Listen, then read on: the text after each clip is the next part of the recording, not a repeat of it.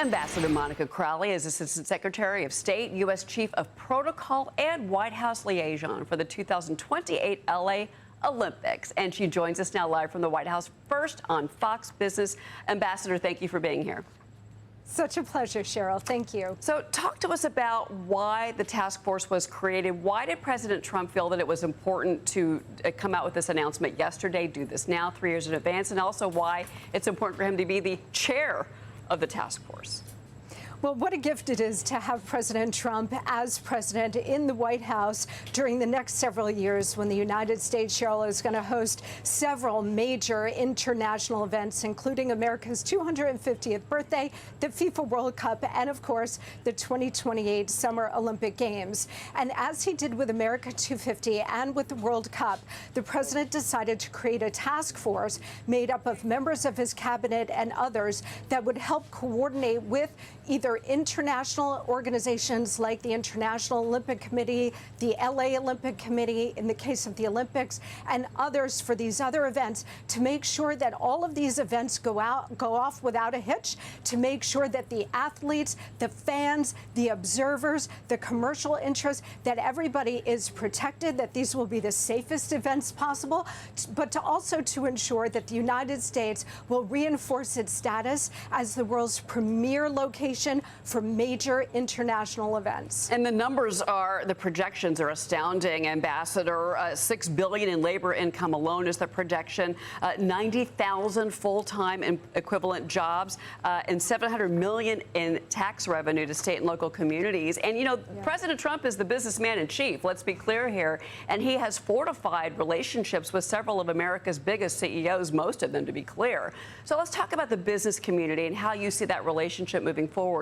And will the task force be including the business community as the planning continues? Oh, yes, 100%. And of course, the task force, Cheryl, is working hand in glove with the LA 28 Olympic Committee and Commission. And those commissioners were here yesterday as part of that signing. And they are working very closely with major American companies for sponsorships, for different deals. And of course, we know this happens with every Olympic Games, but this guarantees to be the biggest and the greatest and the most spectacular. So yes, we anticipate about 15 million visitors coming in for the Olympic Games. That is going to generate tremendous economic activity, both in LA, but also in California and nationwide. And as you pointed out, we're anticipating about $18 billion in additional economic activity for the Games. So there is a huge economic boon that comes with hosting the Olympics, as well as more noble objectives like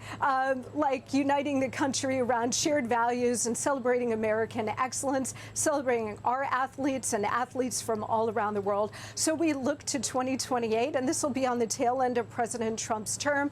We look to this to be a real punctuating point, Cheryl, in terms of economic activity, but also celebrating America as this premier destination for these kinds of events, celebrating America's greatness, bringing the country together. We look at it as a real punctuation point for President Trump's second term. I want to get to the other big sporting events that are coming, but real quick on just to finish up with the Olympics, security is something that President Trump mentioned yesterday. He also mentioned at the White House that perhaps the U.S. military, whether that's National Guard or U.S. service members, could be involved in security for the Olympics in 2028. Can you give us any more details on that? Because we know that, you know, the relationship between the mayor of Los Angeles and the California governor have been a little difficult at times this year.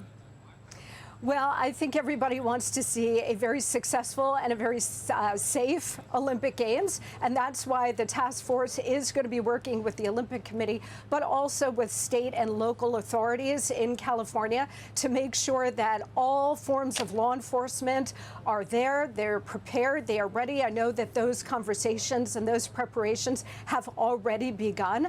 We just want to ensure that these Olympic Games are the best and the safest they can possibly be, but the level of coordination will be incredibly significant, and everybody should know that this will be the safest Olympic Games. Okay, and let's move on to FIFA, because the World Cup is next year. This is an incredible event here in the United States. A lot of excitement around it. Where are you on the planning for FIFA 2026?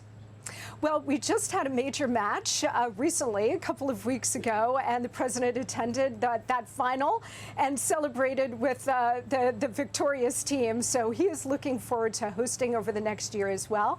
You're going to have a series of matches played all across the country in a various number of states. So it's not just going to be the final at MetLife Stadium the third week of July, Cheryl. It's going to be pretty much the first half of next year leading into that final. A lot of coordination underway, a lot of planning underway. He also has created a task force for that and for America 250 as well. So over the next 3.5 years, Cheryl, buckle up, because this is going to be the key place for celebrations nationwide and around the world. Well, and also, yes, you mentioned the 250th birthday of the United States of America. Incredible. And this is gearing up to be a major celebration. Talk to us about that as well before you go. We do kind of want to get an update on what that's going to look like and any details you can share.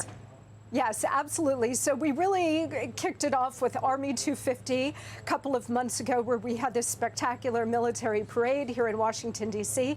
And then the president formally kicked off the full year on July 3rd in Iowa. And I was very blessed to be able to speak right before him at that event. So we are planning a full year of celebration of America's 250th birthday, our independence from Great Britain.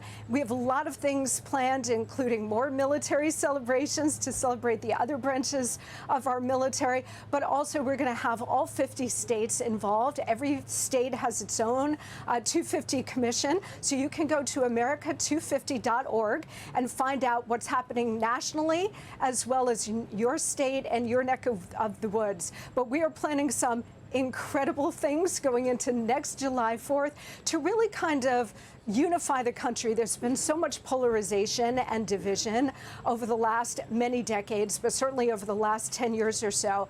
And we're looking to all of these events, Cheryl, to bring the country together based on a sense of patriotism, shared values, and this renewed sense of civic pride. Ambassador Monica Crowley, it's always great to see you. Thank you so much for joining